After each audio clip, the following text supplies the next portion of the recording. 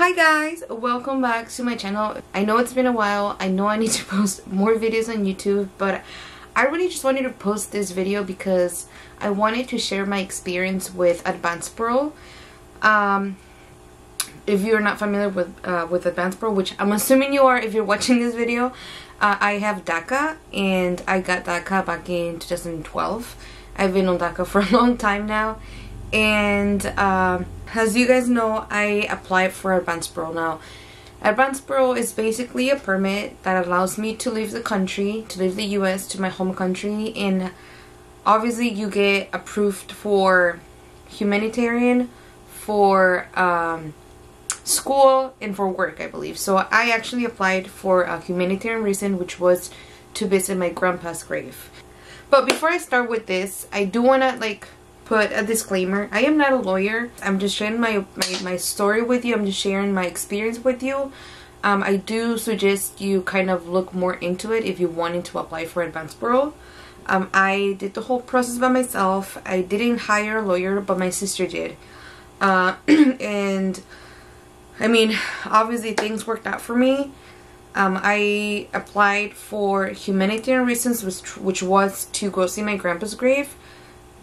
I'm not going to share exactly which paperwork I used because it might not be, I don't want people to take this as in copy and paste situation, you know. You do have to make your own, you do have to do your own research, and you do have to, you know, find out what information you need for your case, because every case is different, every situation is different. So I do want to emphasize that because I don't want anybody to, you know, I don't want to be responsible for anybody, you know, applying for it and get it denied and losing their money, or, you know, I don't want that to happen.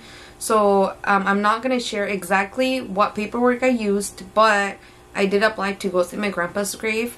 My grandpa passed away in February 2021. He sadly passed away from COVID, so I did apply to go visit his grave. I applied on August 25th, the day after my birthday, and then I got approved until December 23rd. I was approved, and I didn't get my letter until December 26th or 25th. I think it was 25th. So I actually was approved for 3 months, so from December 17th through March 27th. I was approved for 3 months, which is really surprising because I know a lot of people get only a few months, a couple months or even days, and I got 3 months, so that's crazy. I ended up leaving on February 1st, and then I got back on the 9th. Honestly, when I was leaving, I was very, very nervous. I'm not gonna lie, I was super scared, but I was like, you know what, my sister did it. She came back fine. I know some girl had, there was an influencer who, leaving the country, had issues with airline. For me, it was not the case. I actually flew out with United, and everything was pretty easy. You know, they just asked me what my citizenship was, and I said I was Mexican. I was Mexican citizenship, and then they just let me board the plane. After that, I spent time in Mexico City with my sister, and then I went to visit my grandpa's grave, and I did other things there too. And then I came back on the 9th. And again, I was really nervous. I'm not gonna lie, I was really nervous. Obviously there's always that thought in the back of your head, shoot, they're not gonna let me back in. But especially, and I do want to say that a lot of people do make you scared. And a lot of people would tell me oh, you're not gonna be able to come back, or this or that, you're gonna be stuck there. A lot of people would put that negative thought into my heads, negative thoughts into my head. And I try to avoid it. I try not to listen to that. I was like, you know what, I don't have a reason for them to not let me back in.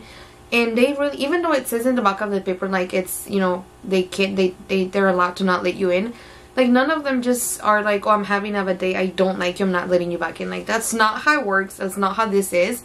And I don't want you to think that that's how it is, because it's not. So coming back in, obviously I got to the airport in Mexico City, and then before you go to check in your bag and get your plane tickets, there's a lady in the front, and she just basically asked me I told her, you know, I was flying with my husband, who is a US citizen, and I told her, oh, I'm flying with Advanced Parole, I have DACA. And she said, oh, do you have your card? And I know some people say they do not ask for your card, you know, your work permit, but they do. So I would suggest you bring it with you. So, like, bring your card with you, because they did ask for it. I actually first gave her the paper, and then she said, oh, do you have a card, like a purple card? And I was like, oh, I do. So I brought it out, and then she's like, oh, okay. And then she guided me to the, you know, to do the check-in or whatever. So I got there, and the guy's like, I gave, you know, Aaron, my husband, gave him the permit. I mean, his passport. And he goes like, oh, oh, okay, like, Mr. Aaron, like, everything's good with you, da da da da. And then he said to me, I told him, I was like, you know, I'm flying with advanced parole. This is my paper. And he goes, do you know why it hasn't been stamped? And I was like, oh, because they don't stamp it until I get to the US. And he said, oh, okay. And then he asked for my card again, and then I gave it to him. And then he just checked in my bag and let me go to the gate. So, I mean, again, I was obviously, like, still kind of nervous about coming back in because of all the stories that people told me. But I was trying to keep all that, you know, out from my head. And then, when I get to the US, I was really nervous. I was about to land, and I was just like, I was like, Dad, you know, just let me get back into the country. Like, please don't let me be stuck here. So, when you get off of get out of the plane, there's two lines, right? You have the U.S. citizen line. No, yeah, the U.S. citizen line, and then you have the non-U.S. like citizens line, like tourist and all that stuff. And I didn't know which line to go to because I was with my husband.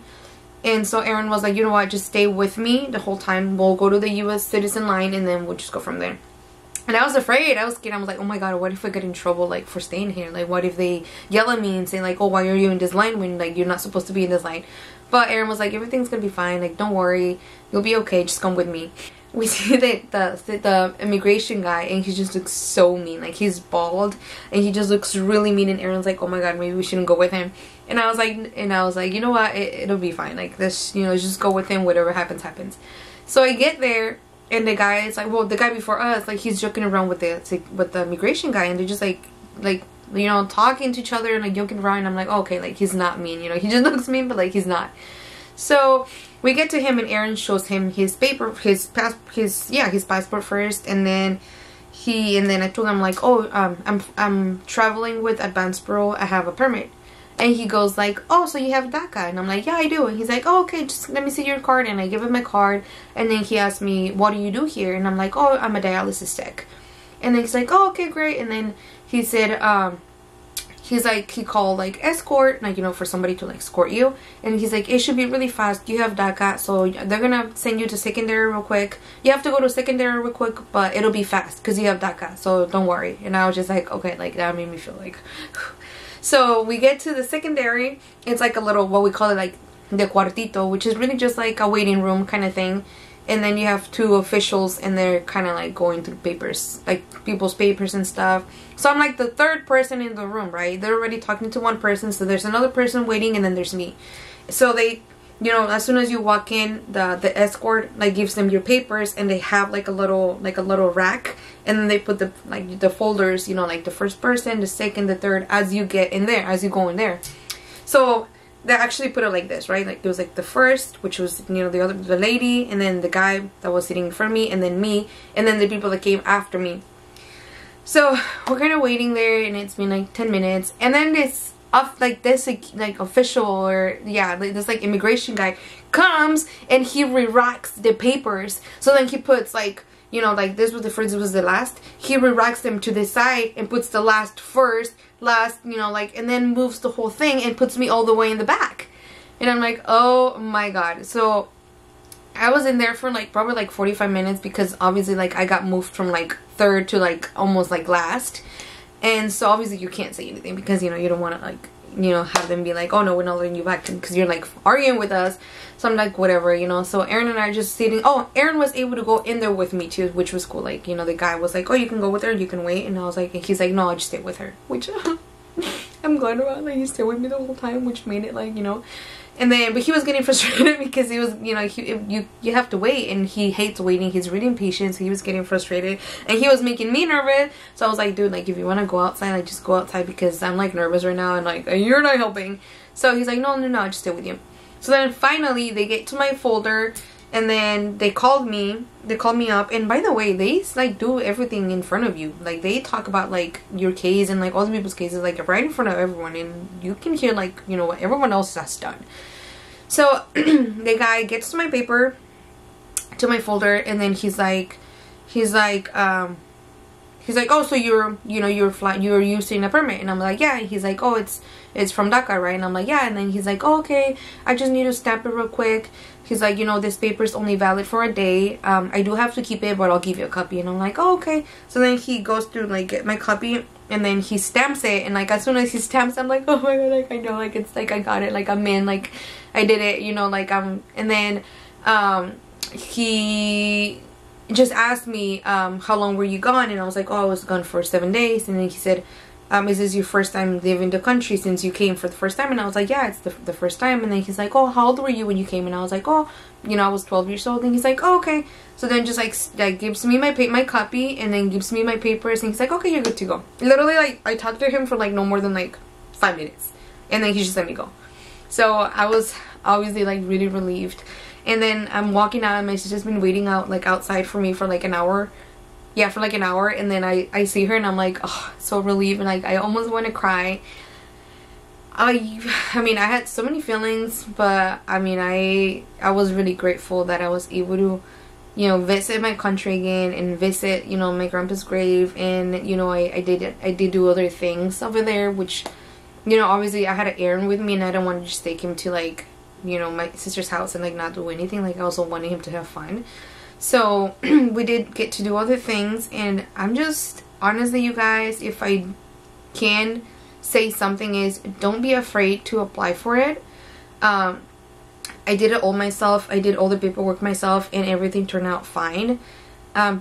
A lot of people are gonna say so many things. A lot of people are gonna put that fear into your mind because they, you know, they're scared themselves, and if they don't, like, if they're scared to do it, they're gonna make you want to do scared. They're gonna make you be scared to do it, so you don't do it. Does that make sense? So, I mean, I would say if you have the chance to do it, please do it, whether it's with a lawyer or not. That's completely up to you. And if you want to, and you have family that's sick, or that, you know, you haven't seen in a while, like your parents, and they're sick and you want to see them, like, I would say do it. But obviously that's totally and completely up to you. Yeah, I'm just really grateful that we have, as DACA, you know, holders, as DACA, as dreamers, we have this opportunity to do. And I hope that that my experience, you know, helps you guys, and you know, I hope that it makes you a little less scared of doing it yourself. And yeah, like, if you have any other questions, like, just let me know, and I am down to help. Although I will not say, like, you know, I get a lot of messages like saying like, oh, can you tell me step by step? Like, I cannot tell you step by step what I did, because your case and my case are very different. But if you have questions about like translating things, I can totally help you. But other than that, I can't share exactly what I did step by step, so you guys will have to, you know, Google that yourself, and you do have to do your own research. But I'm more than willing to help you. And so yeah, so if you guys have any other questions, just let me know down below. And I am so happy that I can, you know, share my experience with you, and hopefully can help you not be scared. So yeah, and just, you know, there's gonna be a lot more videos coming up on YouTube, and I know that I'm slacking on my YouTube channel, but just bear with me, and see you guys later. Thank you for watching. Bye.